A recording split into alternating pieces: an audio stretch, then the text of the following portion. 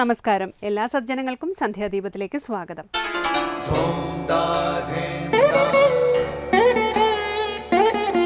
ശുഭം ഭവതു കല്യാണമായുസാരോഗ്യവർദ്ധനം സർവദുഃഖ വിനാശായ സന്ധ്യാദീപം നമോസ്തുതേ.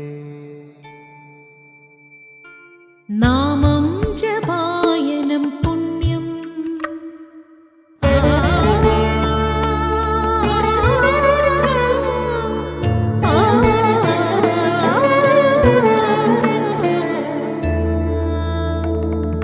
നാമം ജപായനം പുണ്യം നിരുപമദീപാങ്കുരം പോലെ സ്വരശ്രുതിലയവരമതുലം ദീവാങ്കണം മോക്ഷസംഗീതസാരം നീളും വഴിത്താരയിൽ ജീവതാരം മന്ത്രാലാപം മായാവിൻ നിൻ പ്രസാദം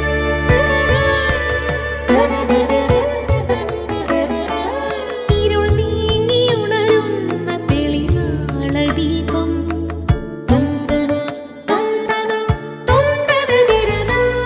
ഇരുൾ നീങ്ങിയുണരുന്ന തെളിനാളദീപം പ്രണവാമൃതം ചൊരിയുന്ന ദീപം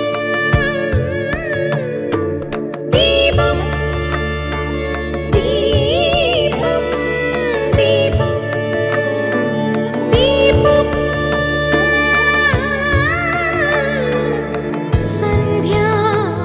സന്ധ്യാദീപം. ഇന്ന് ചിങ്ങം 1. മലയാളികൾക്ക് പുതുവർഷ ആരംഭം. പൊന്നോണം വന്നെത്തുന്ന മാസത്തിലെ ആദ്യ ദിനമാണ് ഇന്ന്. ചിങ്ങമാസ പൂജകൾക്കായി ക്ഷേത്രങ്ങളെല്ലാം തയ്യാറായി. ഐശ്വര്യത്തിൻ്റെയും സമൃദ്ധിയുടെയും പുത്തൻ പ്രതീക്ഷകളാണ് ഓരോ മലയാളിക്കും ചിങ്ങമാസം. അറയും പറയും നിറഞ്ഞ ഒരു കാലത്തെക്കുറിച്ചുള്ള ഓർമ്മചിത്രം മനസ്സിൽ ഒരിക്കൽ കൂടി തെളിയുന്ന കാലം. കാർഷിക സംസ്കാരത്തിൻ്റെയും ഓണക്കാലത്തിൻ്റെയും ഗൃഹാതുര സ്മരണകളാണ് ഓരോ മലയാളികളുടെയും മനസ്സിൽ ചിങ്ങമാസം ഉണർത്തുന്നത്. മുറ്റത്തെ ഊഞ്ഞാലിനും അത്തപ്പൂക്കളത്തിനും വേണ്ടി കുട്ടികൾക്ക് ഇന്നു മുതൽ സന്തോഷത്തോടെയുള്ള കാത്തിരിപ്പാണ്. ഇപ്പോൾ ചിങ്ങം 1 കർഷക ദിനവും ചിങ്ങമാസം മലയാള ഭാഷാ മാസവും കൂടിയാണ്. മുമ്പെല്ലാം ചിങ്ങത്തിൽ പ്രസന്നമായ കാലാവസ്ഥയായിരുന്നു. ഇപ്പോൾ അതെല്ലാം മാറി മറിയുന്നു. എന്നാലും ചിങ്ങത്തിൻ്റെ സുഖദമായ ഓർമ്മ നമ്മൾ മലയാളികളുടെ മനസ്സിൽ നിന്നും മാഞ്ഞു പോകില്ല. സന്ധ്യാദീപത്തിൻ്റെ എല്ലാ പ്രിയ പ്രേക്ഷകർക്കും ഐശ്വര്യത്തിൻ്റെയും സമാധാനത്തിൻ്റെയും ഒരു വർഷമുണ്ടാകട്ടെ എന്ന് പ്രാർത്ഥിക്കുന്നു.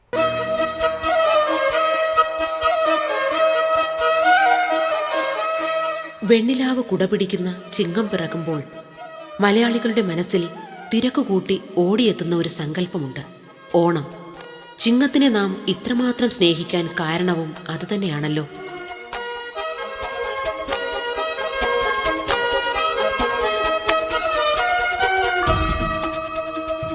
തുടർന്ന് ശ്രീ കാവാലം ശ്രീകുമാർ ശിവാനന്ദ ലഹരി ആലപിക്കുന്നത് കേൾക്കാം.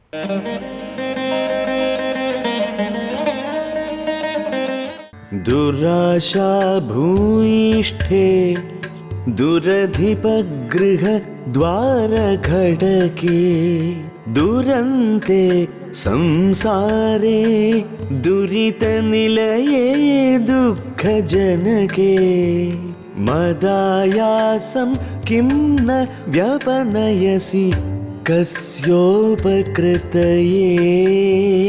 വദേയം പ്രീതിശ്ചേത് തവ ശിവ കൃതാർത്ഥാഃ ഖലു വയം. സന്ധ്യാദീപം.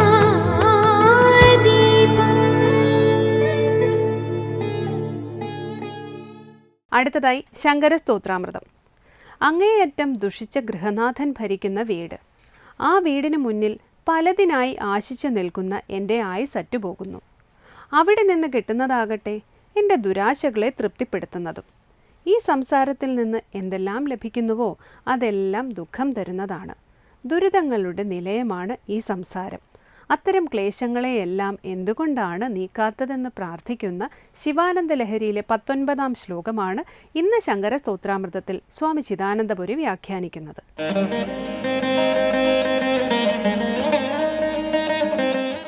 ശങ്കര കൃതികളിൽ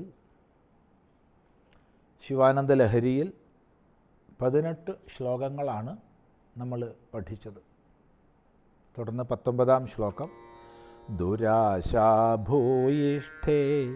ദുരധിപഗൃഹദ്വാരഘടകേ ദുരന്തേ സംസാരേ ദുരിതനിലയേ ദുഃഖജനകേ മദായാസം കിം ന വ്യപനയസി കസ്യോപകൃതയേ വദേയം പ്രീതിശ്ചേത് തവ ശിവകൃതാർത്ഥാ ഖലു വയം. ദുരാശാഭൂയിഷ്ഠേ ദുരധിപഗൃഹദ്വാരഘടകേ ദുരന്തേ സംസാരേ ദുരിതനിലയേ ദുഃഖജനകേ മദായാസം കിം ന വ്യപനയസി. ചോദ്യമാണ്. ഹേ ശിവ, ഹേ പരമശിവ ഭഗവാനെ, ഈ ദുഃഖജനകമായ സംസാരത്തിൽ നീ എന്താണ് എൻ്റെ ആയാസത്തെ, എൻ്റെ ക്ലേശത്തെ നീക്കാത്തത്? എങ്ങനെയുള്ള സംസാരത്തിൽ? മറ്റ് പദങ്ങളെല്ലാം സംസാരത്തിൻ്റെ വിശേഷണങ്ങളാണ്. ആദ്യം പറയുന്നത് ദുരാശാഭൂയിഷ്ഠേ. മനുഷ്യന്മാർ പ്രായേണ പല വിധത്തിൽപ്പെട്ട ആശകളാൽ കെട്ടപ്പെട്ടിരിക്കുകയാണ്. നാളെ അത് കിട്ടും, മറ്റന്നാൾ അത് കിട്ടും, ഞാൻ അവിടെ എത്തും, അത് നേടും. ഇങ്ങനെ ആശകളാകുന്ന കയറുകളാൽ കെട്ടപ്പെട്ടിട്ടാണ് ഇരിക്കുന്നത്. അപ്പോൾ തൻ്റെ തന്നെ ശ്രേയസ്സിന് വിഘാതമാകുന്ന തരം, അഥവാ സമാജത്തിൻ്റെ സുസ്ഥിതിക്ക് വിരുദ്ധമാകുന്ന തരം ആശകൾ നമ്മൾക്കുണ്ടായാൽ നിശ്ചയമായും അത് ദുരാശയാണ്. അതുപോലെ തന്നെ ഒരിക്കലും പൂർത്തിയാക്കാൻ കഴിയാത്ത, എത്ര കിട്ടിയാലും മതിയാവില്ല എന്ന രീതിയിലുള്ള ആശകളെ നമുക്ക് ദുരാശയായിട്ട് മനസ്സിലാക്കാം. കാരണം ആ ആശകളുടെ ഫലം ദുഃഖം മാത്രമായതുകൊണ്ട്. ഇങ്ങനെ ദുരാശകൾ നിറഞ്ഞതാണ് ഈ സംസാരം. അതാണ് സംസാരത്തെ വിശേഷിപ്പിക്കുന്നത് ദുരാശാഭൂയിഷ്ഠേ സംസാരേ. എങ്ങനെയുള്ള? ദുരധിപഗൃഹദ്വാരഘടകേ. ദുരധിപൻ, ഒരു ഗൃഹത്തിൻ്റെ അധിപൻ, ഗൃഹാധിപതി, ഗൃഹനാഥൻ ദുഷിച്ചവനാണ്. അങ്ങനെ അത്യന്തം ദുഷിച്ച ഗൃഹനാഥൻ വസിക്കുന്ന ഗൃഹം. അപ്പോൾ ദുരധിപനോടുകൂടിയ ഗൃഹം. പലതിന് വേണ്ടി പ്രതീക്ഷിച്ചും ആശിച്ചും കാത്തു നിന്ന് എൻ്റെ ആയുസ് പോവുകയാണ്. അങ്ങനെ ഞാൻ ആയാസത്തിൽപ്പെട്ടിരിക്കുകയാണ്. ഈ ആയാസത്തെ എന്താണ് ശംഭോ നീ നീക്കിത്തരാത്തത്? അപ്പോൾ ഇവിടെ ദുരധിപ, അങ്ങേയറ്റം ദുഷിച്ച അധിപൻ, അപ്രകാരമുള്ള അധിപനാൽ അധിഷ്ഠിതമായ ഗൃഹം, ആ ഗൃഹത്തിൻ്റെ കവാടത്തിന് മുമ്പിൽ ഞാൻ ആയാസത്തോടുകൂടി കാത്തു നിൽക്കുകയാണെന്ന് പറയുമ്പോൾ പലത് നേടാൻ വേണ്ടി കാത്തു നിൽക്കുന്ന ഒരു വ്യക്തിയെ നമുക്ക് കാണാം. അവിടെ നിന്ന് കിട്ടുന്നതൊക്കെയോ എല്ലാം താത്കാലികങ്ങളും ഈ ദുരാശയ്ക്ക് അനുസൃതമായതുമാണ്. ദുരാശയെ പൂർത്തിയാക്കാനോട്ട് കഴിവതുമില്ല. എങ്ങനെയുള്ള ആയാസത്തെ? ദുരന്തേ സംസാരേ. ഈ സംസാരം പ്രമാണവിചാരം ചെയ്യാതിരിക്കുമ്പോൾ അത്യാകർഷണീയമായി നമുക്ക് തോന്നുകയാണ്. അത് നേടിയാൽ സുഖാവും, ഇയാളോട് ചേർന്നാൽ സുഖാവും, അവിടെ എത്തിയാൽ സുഖാവും എന്നൊക്കെ ദേശകാല വസ്തു അപേക്ഷയിൽ നമ്മൾ ചിന്തിച്ചു കൂട്ടുകയാണ്. അങ്ങനെ ആഗ്രഹങ്ങളാൽ ബന്ധിക്കപ്പെട്ട് ഉഴറുകയാണ്. അവിടെയാണ് പറയുന്നത് ഇതിൻ്റെ എല്ലാം അന്തം ദുഃഖപൂർണ്ണമാണ്. ഈ സംസാരത്തിൽ നിന്ന് എന്തെന്ത് ഫലം ലഭിക്കുന്നുണ്ടോ അതെല്ലാം ദുഃഖഫലത്തെ നൽകുന്നതാണ്. അതുകൊണ്ട് സംസാരത്തെ വിശേഷിപ്പിച്ചു ദുരന്തേ സംസാരേ. ദുരിതങ്ങളുടെ നിലയമാണ് ഈ സംസാരം. അങ്ങനെയുള്ള സംസാരത്തിൽ ദുഃഖജനകേ, ദുഃഖങ്ങളെ നിരന്തരം ജനിപ്പിക്കുന്ന ഈ സംസാരത്തിൽ മദായാസം കിം ന വ്യപനയസി. എൻ്റെ ക്ലേശത്തെ നീ എന്താണ് നീക്കാത്തത്? ഇതാണ് ചോദിക്കുന്നത്.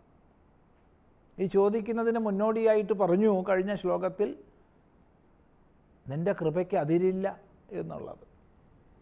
അതിരില്ലാത്ത കൃപയോടൊത്ത നീ എന്തുകൊണ്ട് എൻ്റെ ദുഃഖങ്ങളെ ക്ലേശങ്ങളെ നീക്കുന്നില്ല? ഇതാണ് ചോദ്യം. ഈ ഭാഗം തുടരുന്നുണ്ട്. അത് നമുക്ക് അടുത്ത പ്രാവശ്യം ശ്രദ്ധിക്കാം.